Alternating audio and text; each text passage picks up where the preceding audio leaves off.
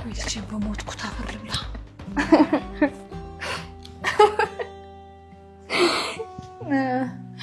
ምንም አልሆንኩም ደስ ብሎኝ ነው እናቴ የኔ ልጅ ብትሆኚ በምን እድሌ ነበር በቃ ልጅሽ አድርጊኛ ቆይ ሰክረሻል እንዴ አዎ ሰክሬያለሁ ውጪ በቃ ውጪ እኔን እንደውሻ ውጪ የሚያስወጣ ያስወጣሽና እንዴ ውጪ ወረወረ ለርዞ እዚህ ምን ሰራለህ? አይ በአጋጣሚ ነው ሲመስለኝ አከራያችሁ አዲስ ሰው እንዳታመጡ ማዕቀብ ጥሎባችኋል መሰለኝ። አይ መድብል ይኸውልህ እንኳን ሌላ ሰው እኛ ራሳችን እንድንመጣ አይፈልግም። ቤት ኪራውን እየከፈለን እኛ ውጪ እንድንኖር ነው የሚፈልገው። ይቀርብልኝ የለ እዛ ነው ማውቃት። አንተም ማትረባ ቆርቆ እንዳደላለ እኔ ስለ በርበሬ ያወራው እጣራለሁ። እቴቴ ነው የምጠራት። ዝም ቆይ ሰው ፈልግልኝ ብለኝ ነበር አይደል? ዘበኛ ግን ይችላል። ኧረ አይደለም አነቅራቂ ልጅ አለች። አንዴ ሚስቴ ናት ይለኛል፣ አንዴ እብድ ናት ይለኛል። አንጀቴን ቆረጠችው። እሱን እንግዲህ አክሊሉን ማዋራት ነው። በሷ ጉዳይ እንኳን ምንም አልጨበጥ ብሎኛል። ዛሬ ደግሞ ቀኑ ሙሉ ሰክራ ነው ያለችው። በጣም ታሳዝናለች።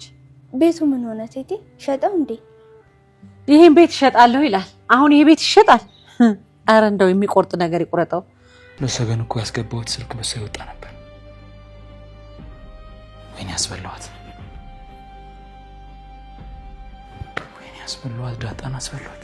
ጉድ! ይሄ ልጅ ደግሞ ቆልፎ ቁልፉን ይዞት ሄዳ አይደል? ምን ጉድ ነው እንደው አንተ ልጅ! አይ አትጥሪው አይምጣ። ቆይ ግን አረቄውን እሱ ነው እንዳምጥቶ የሰጠሽ? አዎ እሱ ነው። ግን ታዩ ሰላም እንዴት ናችሁ? ወደ የሰገን አድናቂዎች በያላችሁበት ሰላማችሁ በዝት ይበል። እንግዲህ በባለፈው ተንጠልጥሎ ነበር ልባችን መድብልና ሰገን ሊገናኙ ነው ብለን በምሳሌ ድራማ ፕሮግራም ላይ እንግዲህ መጨረሻ ስልክ እንዳወሩ እሷም ስላወቀችው ያለቀሰች ነበረ ስልኳን የጣለችው። ከዛ በኋላ ግን በራሱ በሰገን በሚለቀቅበት ድራማ ላይ እዛ ጋር ደግሞ እንግዲህ መድብል ዘበኛ ሆኖ ነው የገባው። በዛው በምሳሌ ባለበት ቢቀጥል አሪፍ ነገር ነበረ። ምክንያቱም ቶሎ የመገናኘት እድል ይኖራቸዋል። እንግዲህ ሰገን አውቃለች፣ እንዲሁም ጠጥታ ሰክራ ተናግራለች። ወደ አባውን ብቅል ያሸዋል እንደሚባለው ተናግራለች። የድሮ ፍቅረኛዬ ነው ምናምን ብላ እያንዳንዱ ያለውን ነገር የሆነውን ነገር እሷ ስለምታውቅ ለእናቱ ለቴቴ እየነገረቻት ነበረ። እንግዲህ አግቶ እንዳስቀመጣት ሳትሞት ደግሞ ሞታለች ተብሎ አስቀብሮ ያው መቃብር አሰርተው እንደ አሳሰሩት ፍቅረኛዋን በጣም የሚያሳዝን ነው። መድብል አክሊሉን ያውቀዋል፣ አክሊሉ መድብልን ያውቀዋል። ያው አክሊሉ ትንሽ የመደነባበር ነገር ስላለበት እርግጠኛ አይደለም። እንግዲህ ሉላን የት ነው ማቃት? በሽታ ነው ወይስ ምንድነው እያለ ነው። እውነትም በሽታ ነው ያስብላል። አይገርምም? ራሱን በቃ በሽተኛ እንደሆነ አድርጎ እያሰበ ነው። አልተሳሳትክም አቶ አክሊሉ፣ ይሄ በሽታ ነው። ይሄ በጣም በቃ ድብን ያለ በሽታ አለብህ። የሚያውቃት ከዝና ጋር ነው። ምክንያቱም አክሊሉ የነዝናና የነ ካሌብ ሰው ነው። በጣም ደስ የሚለው ነገር እንግዲህ ተሳክቶለታል። ዘበኛ ሆኖ ገብቷል። ያው መርዞ ደላላው ፈቃደኛ አልነበረም። ነገር ግን ከነሞገስ ቤት ሲወጣ እንግዲህ እጅ ከፍንጅ ይዞታል። አጅሬው ዳጣ የምትባል ሴት ታውቃለህ ወይ ሲለው አውቃለሁ ብሎ ዘባርቆ ነበረ። መጨረሻ ላይ አውቃለሁ ማለት ችግርና አደጋ እንዳለው ስላወቀ አላቅም ዳጣንም አቃት። እንግዲህ ቁርጥ ስበላ እዛ ላይ ስትመጣለች ብሏል። እሱም እኔ በርበሬዋን መቻልኩ ብሎ እንግዲህ ሊመታው ሞክሮ ነበር፣ አልተሳካም። ነገር ግን በዛው አጋጣሚ ጥበቃ እንዳመጣለት ነገረው። እሱም አምጣ ዛሬው ነው እንዳመጣለሁ ያምጣ ብሎ ተስማማ። ጥሩ አጋጣሚ ሆነ እንጂ መርዞ ደላላው አልፈለገም ነበር። እንዴት አንተ እዚህ ጥበቃ ትሆናለህ አላነካካህም ብሎ በጭራሽ። በነገራችን ላይ ሞገስ ቢነግረው ለመርዞ ደላላው ለኤፍራታን ቢነግሯት ይተባበሩት ነበረ። ከበፊቱም እየተባበሩ የመጡ ሰዎች ናቸው። በእርግጥ ትንሽ የመጠንቀቅ ይጎለዋል ደላላው ፈጠን የማለት ያው ደላላ አይደለም ሰውየው ፈጠን የማለት ችግር አለበት። ይሄ ነገር ያስጠቃቸዋል እንጂ ቢነግሩት እንዲተባበር ይናገር ነበር። በሌላ በኩል ደግሞ ሉላ ጀግኒት እናቱ ጋር ቀስ ብላ ሄዳ እንግዲህ ቤቱ እንዴት ሆነ ምናምን እያለች ያለውን ነገር እያጣራች ነበረ። ሰገነንም አንዴ ሚስቴ ናት ይለኛል፣ አንዴ እብድ ናት ይለኛል፣ እንደዛ ነው ያለችው። ያው እሷም የነበረችበት ህይወት እንደዛ ስለነበር እንግዲህ ልታግዛት ይገባል፣ ልታዝንላት ይገባል። ከምንም በላይ ሰገን መውጣት መቻል አለባት። እንግዲህ መድብል ያው ጥበቃ ሆኖ ገብቶ ጌታዬ እያለ ጎንበስ እያለ ነበር። እንግዲህ ትትናው ሲበዛበት ይች ጠጋ ቃለ ማንሳት ነው ብሎ አስጠንቅቆታል። በር ደጃፍ እግሩ እንዳይደርስ ነው ያስጠነቀቀው። እሱም እሺ ጌታዬ እሺ ብሎ ተስማምቷል። አላስችለው ብሎ ጊዜ መስጠት አልፈለገም። ከጀርባ እንቅ ነው ያደረገው። እንግዲህ በቀጣይ የምናየው ይሆናል። በእርግጠኛነት እሱን ጥሎ ቀጣይ እሱን መግደል አይፈልግም። ምክንያቱም መድብል ሰው ገሎ ወንጀለኛ መባል እንደዚሁም ደግሞ የናፈቃት ሰገንን ማጣት አይፈልግም። እስካሁን ድረስ አላወቀም፣ እርግጠኛ አይደለም። በድምጽም ትመሳሰላለች፣ በቃ በስም ትመሳሰላለች። የሚያውቀው እሱ ይህን ብቻ ነው። ስለዚህ ሰው ገሎ ወንጀለኛ መሆን አይፈልግም። ሰገንን ማየት ይፈልጋል። እንዲሁም ታረቀኝ ሊያጠቃው ሄዶ ነበረ። ያልገደለው ሰገን ናት ያዳነችህ ያለው እንግዲህ ሰገን እንዳለች ያው ውስጡ እየነገረው ነው። ማየት ይፈልጋል። እሷ ናት አይደለችም ባትሆን እንኳን ራሱ በቃ እሷ ጋር የተመሳሰለችውን ሴት ማየት ስለሚፈልግ አሁን ላይ ማንንም ሰው መግደል አይፈልግም። እንዲሁም የብሩኬ በቃ ጀግንነቱ እንዴት ነው የብዙዎቻችሁ ጥያቄ ነው። ወደ ምሳሌ ስንመለስ የብዙዎቻችሁ ጥያቄ በቃ መተሳሰባቸው፣ አንድነታቸው ምናምን በጣም በትክክል እንግዲህ ታረቀኝ ከርቶታል። ሄዶ ነበረ ማህሌት ቤት። ማሂ በመተባበሯ በጣም ጀግና ነች። ስለዚህ ከዚህ በኋላ መድብል አይተዋትም። የሚያስፈልጋትን ነገር ሁሉ እስካሁንም እየረዳት አይደል የኖረው። ልክ እንደ እስካሁኑ እየረዳት ይኖራል። ወራቅ ወዳለ ቦታም ተደብቃ እንድትኖር ነው የሚያደርጋት። አቶ ካሌብ የሚባል ሰውዬም ና እስኪ በር ላይ ደርሻለሁ ብሏል። እንግዲህ መድብል ወደታች መውረድ የማይጠበቅብህ ካለህበት ላይ ሆነህ ከፎቅ ላይ እንዳለህ እንግዲህ ተኩሰህ እንዲህ የቀረችውን አይኑን ማጥፋት ነው እንጂ የአቶ ካሌብን ብዙም እሱ ጋር የምትደፋፈር በቃ ብቻ ራስክን መጠበቅ መቻል አለብህ። ሰገን ስላለች ለመኖር ልትጓጓ ይገባል። ከምን ጊዜውም በላይ ራስክን ጠብቅ። ምንም እንድትሆንብን አንፈልግም። ግን ሁለት ጠላት ባይኖርበት በጣም አሪፍ ነበረ። እንደው ፈጣሪ በቃ ጀግንነቱን ለሱና ለወንድሙ ስለሰጠ እንጂ ጠላታቸው በጣም ብዙ ነው። ታረቀኝ ያሳለፋቸው ሰዎች ራሱ በር ላይ አስቡት። እነሱ ሰዎች እንግዲህ እንዲያጠቁ እንዲከላከሉ ሰው መጣ ብለው እንዲነግሩ ነበረ። ነገር ግን እነሱ ዘርረው ነው የጣሏቸው። በጣም ደስ የሚለው ነገር ብሩከታች ስለነበረ እግሩን ነው ሰብሮ የጣለለት። አቶ ታረቀኝ የምትባል አንተ ከሀዲ ሰውዬ እዛ ቤት በሰላም መውጣት ሳይሆን ያለብህ በብረት እጅና እግር ታስሮ በቃ መፍታት በማችልበት ሁኔታ ላይ እጅና እግር ታስሮ ነው መቀመጥ መቻል ያለብህ። ምክንያቱም የማይደፈር የማይነካ ሰው ነው የነካኸው።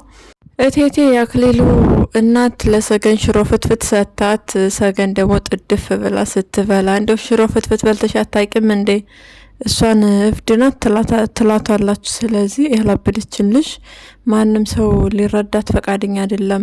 እቴቴ ራሱ ልትረዳት ፈቃደኛ አይደለችም፣ ልታዳምጣት። ምክንያቱም እኔ ልጅ ፍጹም ነው፣ ልጅ ትክክል ነው፣ ልጅ ጥሩ ነው ብላ ነው የምታስበው። የሰው ቤት ውስጥ እየኖረ እንደሆነ ማን በነገረሽ ቴቴ? ልጅሽ ምን አይነት ቆዳ የለበሰ እባብ እንደሆነ ማን በነገረሽ? በእርግጥ በቅርብ ቀን ታውቂያለሽ። ሞገስን ፈጠን ብሎ ከጠበቃው ጋር ሆኖ እንግዲህ ቶሎ ቤቱን ማስመለስ መቻል አለበት። ምክንያቱም ከዚህ በኋላ ሰላም ሊሰጣቸው አይችልም። እንዲሁም መርዞ ደላላውና ኤፍራታም ቤታቸውን ለቀው መውጣት መቻል አለባቸው። አሁን ላይ የነ ሞገስ ቤት ከተመለሰ እነ ኤፍራታ ባይለቁም ችግር የለውም። ለጊዜው ግን ቢወጡ ቢሸሸጉ ሌላ ቦታ ላይ ቢሆኑ ቤታቸው ሲመለስ የነ ሞገስ የመመለስ እድል ይኖራቸዋል። ስለዚህ ራሳቸውን መጠበቅ መቻል አለባቸው ከምን ጊዜውም በላይ። እንደነገርኳችሁ መርዞ ነው እንግዲህ ጥበቃ ያመጣለት። ስለዚህ አደጋለሁ በቃ አክሊሉ በህይወት ከቆመ መርዞን አይለቀውም። ስለዚህ ከባድ ነገር ነው። እንግዲህ መድብል ቴቴን ገፍትሮ ይገባ ይሆን ወይ ቁልፍስ የት ይሆን የሚያገኘው የሚለው ትንሽ ያሳስባል። ወይም ቴቴ ላታየው ትችላለች። በእርግጠኛነት የአክሊሉን መውደቅ ቴቴ ስለማታቅ ቴቴ የጠራችው ውስጥ ሆና ስለሆነ ስለዚህ መድብል ምንም ያደርግ ይመስላቸዋል። መድብል ወይ አክሊሉ ልኮይ ነው ብሎ በሲስተም መግባት መቻል አለበት። የእውነት በቃ ስሟን ስለሚያቅ ልጅቷን አምጣት ብሎይ ነው ምናምን ብሎ እንግዲህ አክሊሉን ደበቅ አድርጎ ወደ ጓሮ መደበቅ ነው። አስሮም ቢሆን ማስቀመጥ ነው። ካላሰሩት እሱ እንደሆነ አፈር እየላሰ የሚነሳ ሰው ነው። ስለዚህ ወይ ደህና አድርጎ ካልጎዳው በስተቀር ጭንቅላቱን ጠቅ ካላረገለት መነሳቱ አይቀርም። ከተነሳ ደግሞ ያው ምንም ማሰብ ስለማይችል ጥይት ይዞ ነው የሚንቀሳቀስ። በቀጥታ ጥይት ነው የሚተኩሰው። በቃ ምንም ማሰብ ማገናዘብ ምናምን የሚባል ነገር አያውቅም። እንዲሁ ነገር ስለሆነ ሰውየው ነገ ታሰራለው ወንጀል ነው ምናምን የሚባለውን ነገር በጭራሽ እሱ የሰው ቤት ቀምቶ ተንደላቁ አይደለም የሚኖረው። በሱ ነገር እንግዲህ ኩርት ድልቅቅ የሚል ሰውም ስለሆነ በሰውም ስለሆነ ያለው አሁን ከመድብል ላይ ስለሚተኩስ ቢያንስ የሆነ በቃ መጠቃት አለበት። በስነ ስርዓት መነሳት በማይችልበት ደረጃ እንዳይሞት አድርጎ እሱን አሳስሮ ካላስቀመጡት በስተቀር መግባቱ አይቀርም። እንግዲህ ከገባ እንደነገርኳችሁ ይተኩሳል። ከዛም በኋላ መድብል አይቷት ሰገንን ቢያመልጥ እንኳ ራሱ አስቡት፣ በጣም ከባድ ነው። እንዴት ነው ሰገንን በህይወት ሊተዋት የሚችለው? እየቀጠቀጠ ነው የሚይዛት። በቃ ስቃይዋን ያበዛባታል። ስለዚህ ያው መድብል መበርታት አለብህ። እንደ እስካሁን በብልሃት በሲስተም እየተጠቀምክ እንደምታሸንፍ ተስፋ እናደርጋለን። ሞገስም ወደ ኋላ አታፈግፍግ። ሁል ጊዜም ቢሆን በር ዘግቶ መቀመጥ ሳይሆን በመስኮትም በምንም ለማየት ሞክር። ከመድብል ጎን መሆን መቻል አለብህ። እሱ ልክ ከጎን እንደሚሆነው ሞገስም ቢሆን ከጎን መሆን አለብህ። ሉላም ቢሆን አበርችው እንጂ አትሂድ እያልሽ መያዝ የለብሽም። ሴት በቃ ጀግና ነው ልትሆኝ የሚገባው። እንግዲህ ወደና ኤፍራታ ስንመለስ ኤፍራታና መርዞ በጣም በቃ ፍቅር ላይ ሆነዋል። አቤት ፍቅራቸው አልቀናቸውም። በጣም ነው የቀኑት። ሉላ አንደዋ አላየሽም? ብር ሲሰጣት ሲተቃቀፉ ሲሞጋገሱ አቤት። ኤፍራታ እኮ በቃ ተጎዘጎዘችለት። የኔ ፍቅር አለችው። እሱ ደግሞ ልቡ ትርክክ ካለና ወይ ብር ፈልገሽ ነው ትላት። አረ ብር ፈልጌ አይደለም መርዞዬ። ከዛስ ቀሚሱ አለቀ። እቺ ተንኮለኛ እንደው ምን አለ እንደው በቃ ሙቀቱን እንደው ባታስወግጅበት። እሱ ለራሱ ሞቆት ደስ ብሎት እያለ በቃ ታስበርደዋለች። ኤፍራታ ግን ገንዘብ ሲባል እኮ ደላላ አይወድም። እሱ እንኩ ሲባል ነው እንጂ አምጣ ሲባል አይወድም። ስለዚህ ኤፍራታ ታይ እንጂ ታይ አጠይቂ ከመርዞ ደላላው እንደ እና በጣም ደስ ይላል። መተሳሰባቸው ሲተሳሰቡ ደስ ይላል። ይዋደዳሉ። ነገር ግን በጣም ነው የሚቀናው። ስለሚቀና ያው አብዛኛው ጊዜ ጸብ ይነግሳል በቤታቸው። እንግዲህ ምንም ማድረግ አይቻልም። እስከ መቼ ነው የሚቀጥለው የሚለው ትንሽ አሳሳቢ ጉዳይ ነው። የእርግዝናውም ነገር ቀርቷል። እንደዚሁም ሉላም እርጉዝ ናት ተብላ ነበር። ሉላዬ ወዴት ዋጥ አርገሻት ነው? የሆነ ቦታማ ዋጥ አርገሻታል። በቃ ሉላም ኤፍራታም እርጉዝ ናቸው ተብሎ ነበረ። አንድም ወልደው ያየነው የለም። ስለዚህ በቃ በቀጣይ ኤፍራታና ሉላን አስወልዱልን ይውለዱልን። ያለ ልጅ ምንድነው ትዳር? እቴቴ አሁን የሉላ ማት ብትሆን በቃ በየአመቱ ነበር እንድትወልድ የምትናዘንዛት። ጭራሽ እኔ ልጅ ባታገቢ ለልጅ ነበር ማጋባሽ እንደ አክሊሉ ያለ ሰው እጅ ላይ ነበረች። ከዛ እንግዲህ ድብድብ አርጋው ራሱን ፍንክትክት አርጋው ወጣ ነው ሉላ ጀግኒት። ሰገንም ለስላሳ ጠርሙስ እንደዛ አናቱን ብትለው አሪፍ ነገር ነበር። ብቻ ፈጣሪ በሰላም እንዳስወጣት ምኞታችን ነው። በሌላ በኩል ምሳሌ ድራማና ሰገን ድራማ ላይ አንድ ላይ ሜክስ ቢሆን ምን ይመስላችኋል? ሁለቱም አንድ ላይ መሄድ የሚችል ነው ልክ 2 ክፍል እንደተለቀቀው። ስለዚህ በቀጣይም እንደዛ ቢሆን በጣም አሪፍ ነገር ነው። አክሊሉ ዳጣን እያፈላለገ ነው። ቢያገኛት ምን የሚያደርጋት ይመስላችኋል? እንደ ዝና እንዳሰቃያት እሱስ የሚያሰቃያት ይመስላችኋል?